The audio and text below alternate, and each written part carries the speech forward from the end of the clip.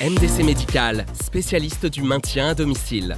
Vos magasins vous proposent la vente et la location de matériel médical. Fauteuil releveur, lits médicalisés et produits de confort et bien-être. MDC Médical, c'est 2 adresses pour vous servir. 3 rue des Roises à Bettencourt-la-Ferrée et 208 avenue de Champagne à Frignicourt. MDC Médical, toujours à vos côtés, professionnels comme particuliers.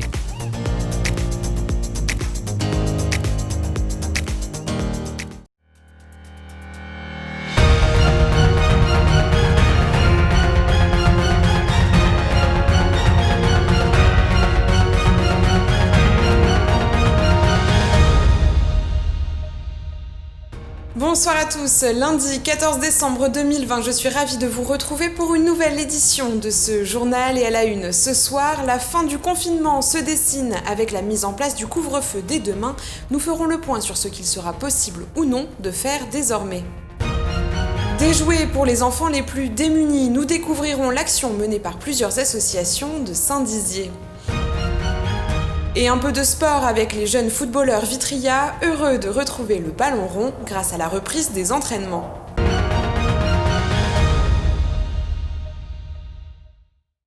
Mais avant de développer ces titres, je vous propose de faire un point sur la situation sanitaire avec les derniers chiffres transmis par Santé publique France.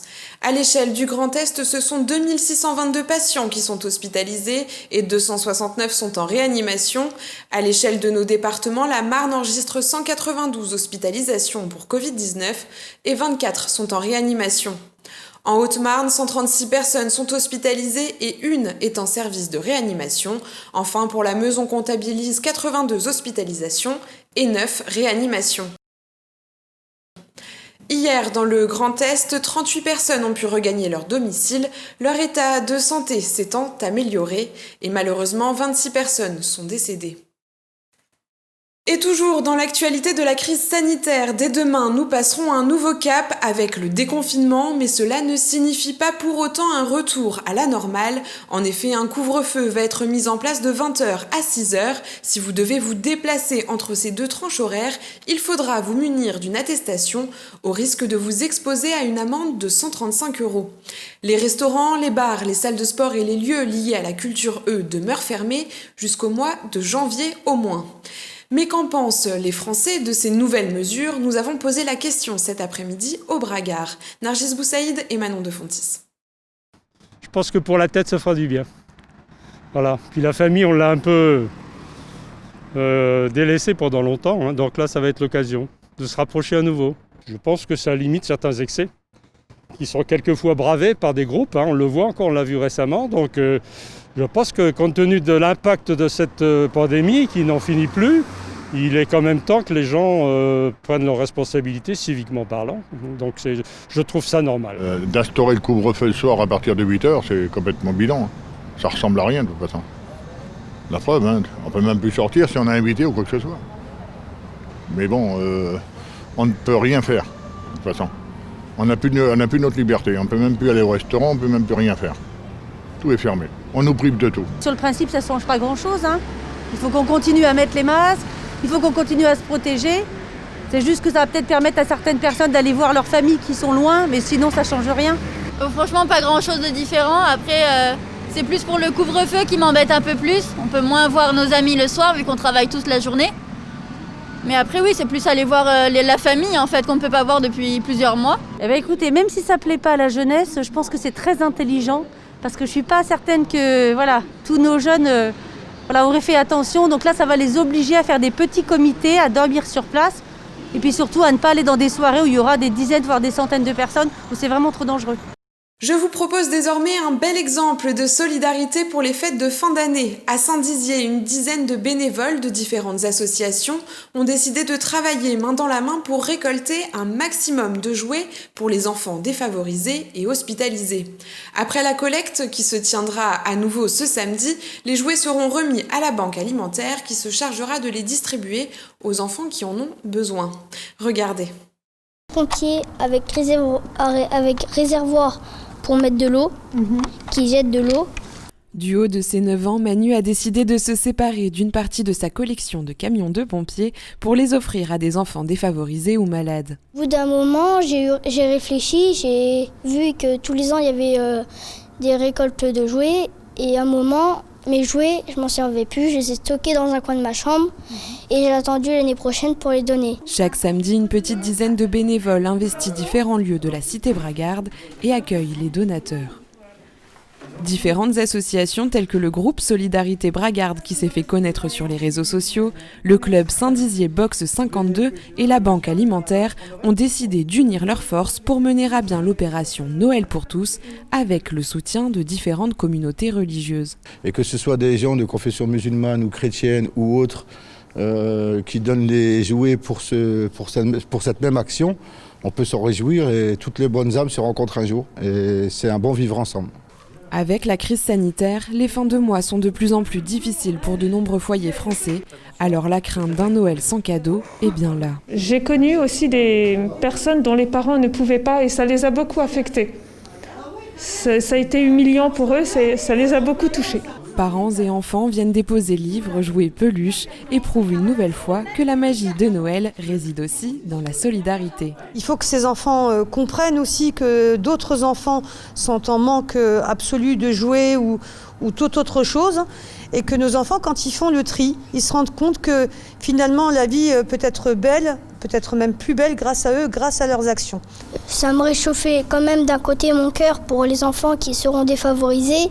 Je me suis dit, vu que ceux-là, je m'en servais plus comme je l'ai donné, ça réchauffera leur cœur aux enfants. Et pour moi, je suis content. Avant que les cadeaux se retrouvent au pied du sapin, il est toujours possible de venir donner des jouets ce samedi de 13h30 à 17h30 à la salle du Palace, à Marnaval ou encore au centre socio-culturel. À noter que les bénévoles peuvent aussi venir récupérer les dons directement chez vous. Une note d'espoir et de générosité indispensable pour ce Noël résolument pas comme les autres. Depuis le 28 novembre dernier, la pratique sportive est à nouveau autorisée, mais uniquement pour les mineurs. Alors les enfants et les adolescents sont très heureux de fouler à nouveau les terrains. Exemple ici à Vitry-le-François avec ce sujet signé Nargis Boussaïd. Petit ballon, là je la remets, ok ? Fais ton appel au milieu. L'humeur était au football ce samedi après-midi. Après plus d'un mois à l'arrêt, le club de foot Vitria a pu de nouveau accueillir ses jeunes à l'entraînement. C'est avec le sourire que les joueurs se sont retrouvés au stade Lilian Thuram. Mais sont-ils vraiment heureux de renfiler les crampons ? Oui. Nul doute, ce retour sur le terrain fait l'unanimité. Un ballon par enfant, pas de contact autorisé, c'est a priori une délicate reprise, mais elle est pour le moins appréciée à sa juste valeur. Ça fait du bien parce qu'avant on était tous enfermés vu qu'avec le confinement. Mais là on est aéré, on retrouve nos potes, on est mieux. Avant on était individuel et du coup on s'ennuyait plus, on n'avait personne, il y avait juste moi et mon père. Incontestablement, il peut sembler difficile de s'entraîner sous un protocole sanitaire strict. Cependant, bien entourés par ses éducateurs sportifs, les enfants ne manquent pas de se rappeler les bons gestes. C'est un peu frustrant pour eux, c'est sûr, mais non, ça va quand même. En fait, je vous dis, ils ont l'habitude à l'école et ils s'adaptent bien aussi à un stage-là. Et ça, oui, ils s'adaptent bien. Un petit peu compliqué, mais ça va, on s'y fait. On doit se les rappeler. Si les plus petits arrivent à prendre leur marque peu à peu, pour les parents forcés de rester à l'écart, la situation reste légèrement frustrante. C'est frustrant, oui, de pouvoir rester dedans. Bon, c'est tout, on respecte, c'est le protocole. Donc je regarde depuis la voiture, c'est toujours mieux que rien. Et en dépit d'un contexte particulier, le staff du Vitry FC se réjouit également de pouvoir transmettre leur passion pour le ballon rond. Les enfants, ils sont présents, ils sont heureux de revenir, de pouvoir refaire une activité sportive. Et nous, on est contents de pouvoir les réaccueillir. Oui, mais on a même eu des messages, nous, pendant le confinement.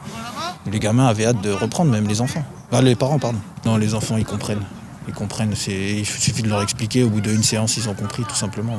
Ils sont tellement heureux de revenir sur le terrain qu'ils font tout ce qu'on leur demande. Passement de jambes, jongle, tir au but. En effet, les mineurs ont pu retrouver les gestes techniques de leur sport favori grâce au décret qui leur offre la possibilité de regagner le chemin défilé. Une décision qui reste tout de même difficile à digérer pour les adultes impatients de pouvoir rejouer. Ils ont hâte de reprendre et on est dans l'incompréhension parce qu'il y a eu des annonces où on pouvait reprendre et puis des annonces où on ne pouvait plus reprendre.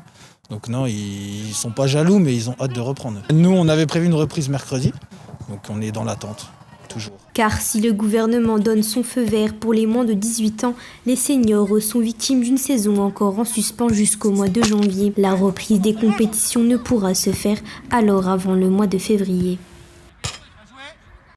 Voilà, c'est la fin de cette édition. Merci à tous pour votre fidélité. Je vous quitte avec les prévisions météo de demain. Belle soirée à tous. Toute l'actualité qui vous concerne, à voir ou à revoir, dès maintenant sur puissancetélévision.fr et sur notre application mobile. Toute cette semaine, participe au jeu concours de Puissance Télévision pour tenter de gagner un t-shirt de la marque BL Clothes fait à Bar-le-Duc, pour toi ou pour offrir à Noël. 13 t-shirts sont à gagner, du S au quadruple XL. Alors, joue dès maintenant sur puissancetélévision.fr ou sur l'application mobile. Jeu organisé par Puissance Télévision en partenariat avec BL Clothes. Jeu organisé du 14 au 20 décembre 2020.